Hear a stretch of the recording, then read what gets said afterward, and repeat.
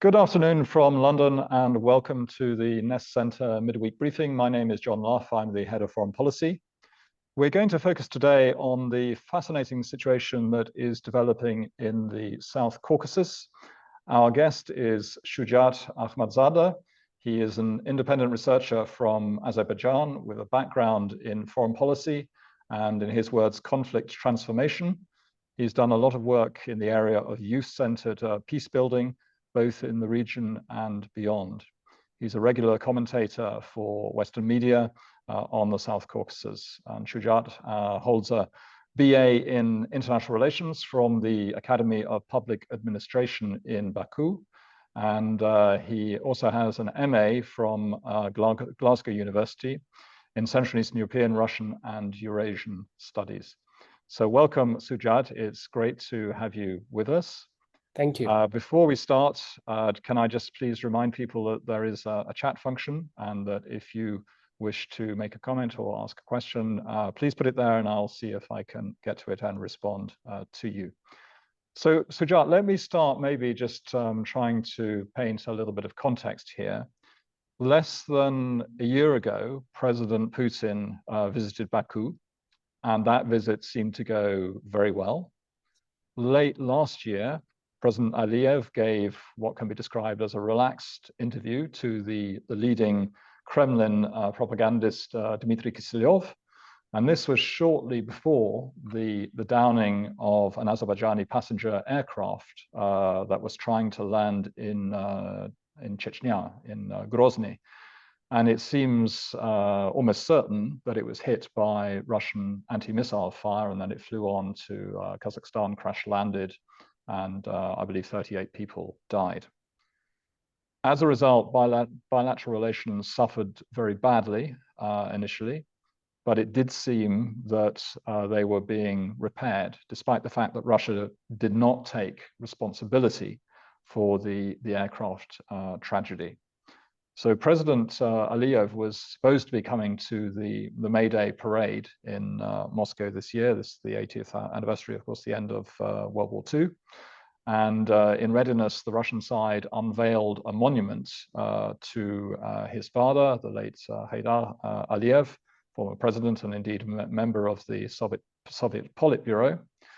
But President Aliyev didn't go to Moscow for the parade, despite what I understand was a visit to Baku by Patriarch Kirill in an attempt to actually persuade him to go. But nevertheless, Azerbaijani soldiers participated in the parade. Baku then took offense at a statement made by Vladimir Medinsky. This is the Putin's assistant and the man who's been heading the team that has been supposedly negotiating with Ukraine.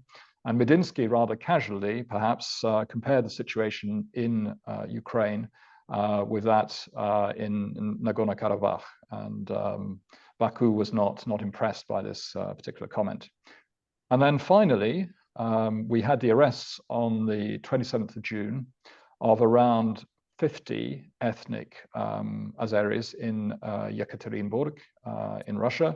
And two of the people arrested then died in custody. And this provoked an extremely strong reaction from Baku, leading to the arrest of what I understand is the arrests of 13 Russian citizens in Azerbaijan.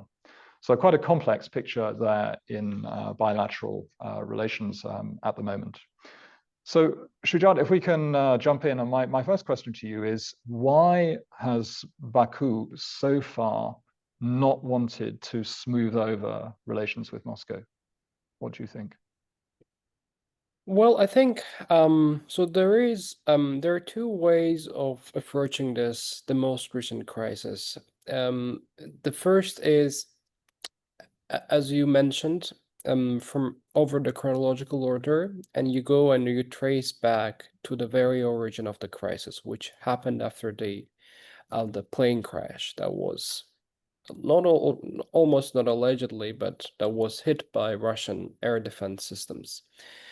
In Azerbaijan, the institutional understanding in Baku, in the government, in my understanding, was as following. The somehow similar incidents, not exactly comparable, but somehow similar incidents, referring to the November 2020 when Azerbaijani army mistakenly downed a Russian helicopter on the Armenian-Azerbaijani border, which led to the death of certain Russian military servicemen, as well as one in September 2023, Azerbaijan mistakenly again did some actions in which certain Russian military servicemen were killed. Immediately after that, the official position of Baku was that of three things. The first was apology, official apology. The second was legal proceedings, legal appraisal of this misconduct, let's put it that way. And the third was the readiness to provide, and indeed it was provided a compensation. I think in the late December or in early January, the expectation in Azerbaijan was that of something happening on Russia's end. That is, Russia publicly apologize for the plane crash. Obviously, I don't think that Russia was getting ready for this plane crash on institutional level, as in there was a deliberate decision to kill Azerbaijani civilians, but it happened in any way. So the expectation, again, speaking on the how it is perceived on a governmental scale, expectation was to have the three things. The first, apology for the crime, for this incident. The second was legal appraisal, and the third was the compensation. None of it came, none of it happened, even though the Putin ambivalently apologized for and said that he is sorry for the loss of life, but never admitted the guilt, which in itself led to Azerbaijan recalibrating its what could be called the pragmatic neighborly relations with Russia, as in we are not treated as equal, so we have to recalibrate in our actions performatively and also as well as in our discourse, so we could be understood and our red lines and our concern could be understood. So that is a very direct sort of origins of the current phase of the crisis. So it dates back to the late December 2024 when Russia downed an Azerbaijani civilian aircraft and just it tried to put the things under the rug with very ambivalent apology. But also on the other hand, not everything is about this plane crash. So there's also a meta change happening in the very geopolitical meaning and geopolitical architecture of the South Caucasus, in which these things referring to the Azerbaijani-Russian crisis are happening as a byproduct.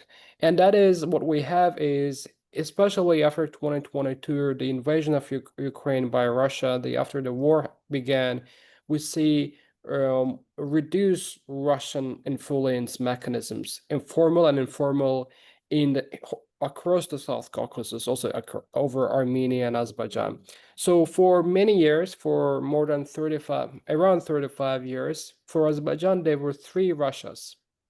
The one was the mediator, the other one was the neighbor, and the other one was the hegemon.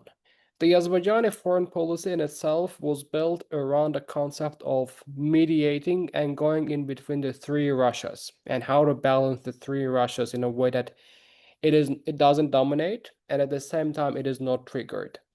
In 2023, as a result of the invasion of Ukraine, in 2023, we had a very uncalculated result on the Russian end. That was mediator Russia has become nothing. So there was no mediator Russia, as Russian mediation in Armenia Azerbaijani conflict settlement has been reduced to little to nothing, which in itself led to completely new perception of Russia emerging, not only in Azerbaijan, but also across the Caucasus, across the post-Soviet space, in quotation marks, including in Armenia. So can I just stop you there and ask that's a very interesting thought. I like this idea of the kind of three Russias, seen from Baku. So in the case of this mediation function, you're saying that Russia simply vacated that space. It was no longer present as a factor in mediating between Armenia and Azerbaijan. Is that what happened? It just disappeared? It didn't disappear because of it wanted to disappear, but it did disappear because first time in the history of the conflict between Armenia and Azerbaijan, both countries, namely Armenia and Azerbaijan, had informal understanding and a consensus that after the war in Ukraine, Russia's mediation is not desired, and neither Yerevan nor Baku wants Russia to keep acting as a mediator. So the war that began in Ukraine had its ramifications in the Caucasus in the form of rivals, namely Armenia and Azerbaijan, both rejecting Russia's monopoly over the mediation, which they didn't, and they were afraid, quote unquote, of course, but I'm trying to be simplistic in my words. They were afraid of rejecting up until 2022, just because they were afraid of other ramifications of those rejections. But then Russia being bogged down in its invasion of Ukraine, it was a historic momentum for both Armenia and Azerbaijan to reject through formal and informal mechanisms of the Russian mediation, which in itself reduced to nothing. So there is no Russian-mediated deal in place. The only deal is almost dysfunctional now. The Russian peacekeepers has long been promoted as the biggest ever post-Cold War Russian peace intervention example, has been forced to withdraw from Nagorno-Karabakh, and Russia's participation in every single multilateral format has been suspended in that concerns Armenia-Azerbaijan conflict. So, I mean, in the case of Nagorno-Karabakh, when the Azerbaijani army rolled in and the Russian peacekeepers simply stood aside. I mean, there were 2,000 Russian peacekeepers there who, it seems, were ordered not in any way to get involved. The Russians must have known this was coming. I mean, surely they had an intelligence system good enough to see that preparations were being made to seize this territory. So how do you interpret their decision just to stand aside? I mean, they can't claim they were taken by surprise.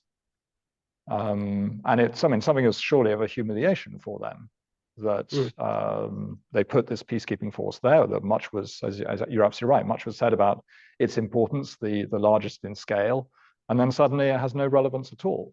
I mean, that must have seemed very strange to the leadership in Baku. Yeah, of course they were not caught by surprise. I mean, even they were informed by Azerbaijan before the operation began in Nagorno-Karabakh in 2023 September.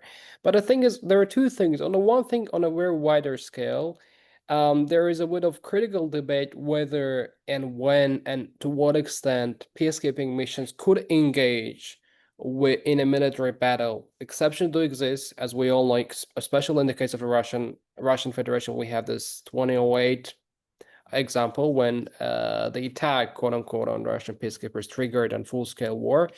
But on a wider scale, there is a critical question whether and how and to what extent they could engage in an armed conflict with the host country, legally speaking. But that is on a more of like a wider hypothetical scale. But on a practical level, I think the biggest reason why Russia was not able, practically speaking, to do anything was the paradox of 2020.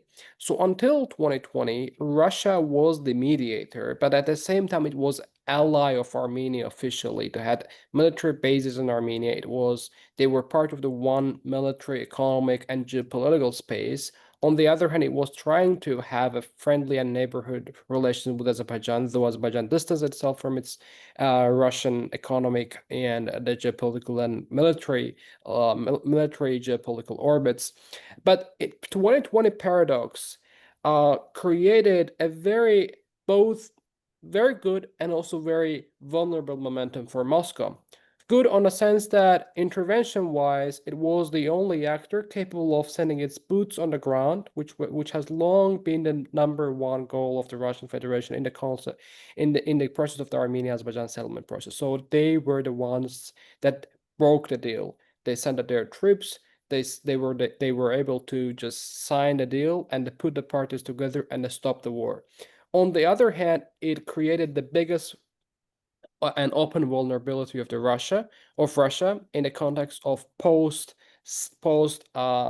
statement process, given Russia was at that time tasked to do two things. On the first hand, to accommodate appetite of Azerbaijan, which felt extremely quote unquote humiliated because of the stolen victory, as Azerbaijani public saw Russian intervention on November 10th, 2020 as foreign intervention to stop the quote unquote the holy war, which Azerbaijan was supposed to finish till the end, that is completely retook whole its occupied areas. So there was a institutional Azerbaijani appetite of finishing, quote unquote, which Russia intervened. And on the other hand, there was Armenia's institutional feeling of getting humiliated and also being being felt as if betrayed from Russia, not intervening in a time that it could have helped Armenia.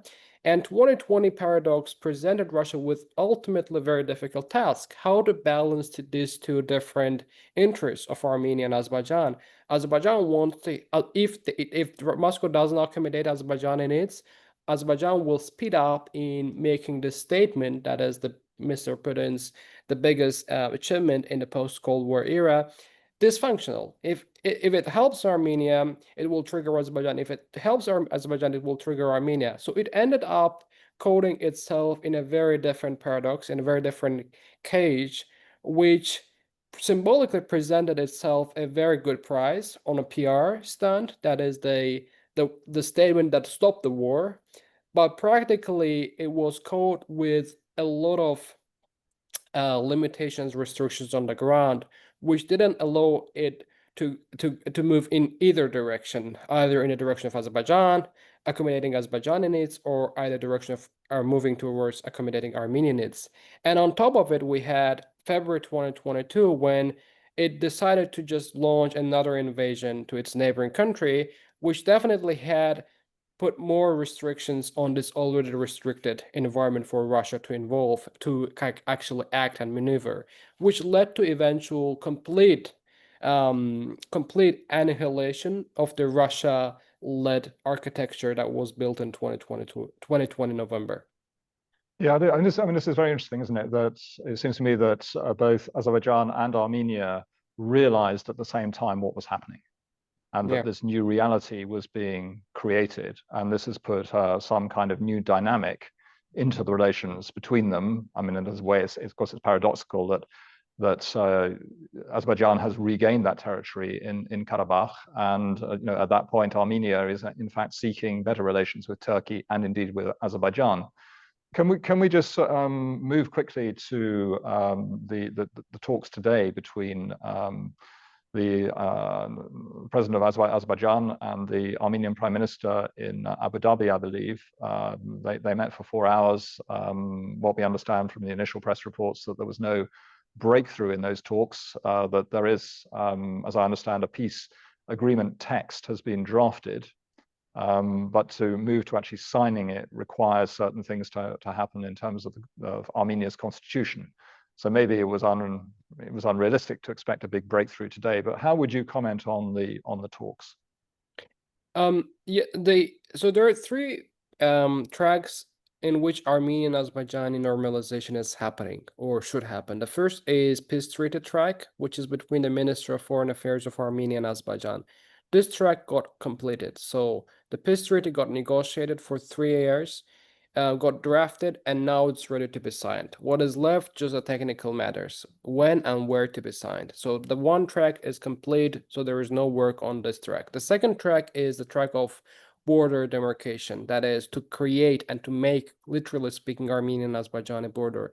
That is going on under the Commission of Armenia-Azerbaijani Border Commission, but we should not expect a final deal from there because in none of the border making cases you should expect a final definitive agreement. It is a step-by-step process, and it is a process. It should continue it will take decades to continue and to finalize the Armenian Azerbaijani border demarcation. The third track, which is not happening, and which is where Russia has the legal mandate to mediate between Armenia and Azerbaijan, but it cannot because Armenia and Azerbaijan suspended its activities, is connectivity track, where the idea is about how to unblock communication between Armenia and Azerbaijan in wider scale first, and the second on a very specific scale that concerns how to connect Azerbaijan's western part with Azerbaijani exclave of Nakhchivan that should run through the Armenian territory.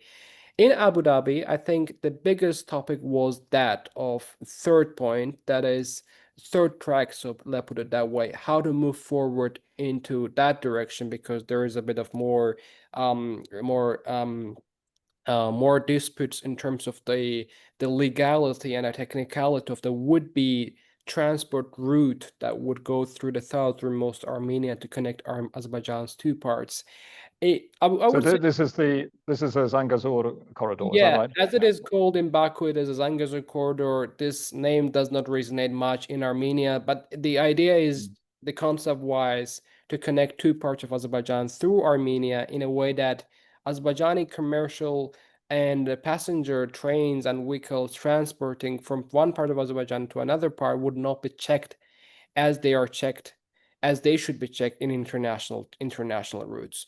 So this is a bit there. This requires a bit of new modus operandi in a way that it creates it answers to needs of Armenia and Azerbaijan at the same time. The biggest need of Azerbaijan is to have two things. The first is to have physical space in order to access to exclave through Armenia, because it is how geography is there. So Azerbaijan doesn't have a territorial link with its exclave. On the other hand, to have a commitment, the commitment that this, whatever modus operandi is to be there, either the corridor, route, whatever you call it, should not be, will not be renegotiated. So there should be Armenian commitment for the long term. The Armenian concern, the biggest one, is not to have this new modus operandi in a way that it undermines Armenian sovereignty. So it could be misused or abused from Armenian perspective. The biggest problem is how to make sure that there is a new modus operandi in which these two concerns are met. I would say even three concerns are met.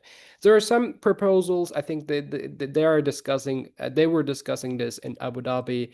And if these talks continue, then we should see actually at the very end as two products. The one is peace treaty that would normalize Armenian Azerbaijan interstate relations. The other one would be the treaty on connectivity that would unblock Armenian Azerbaijani connectivity.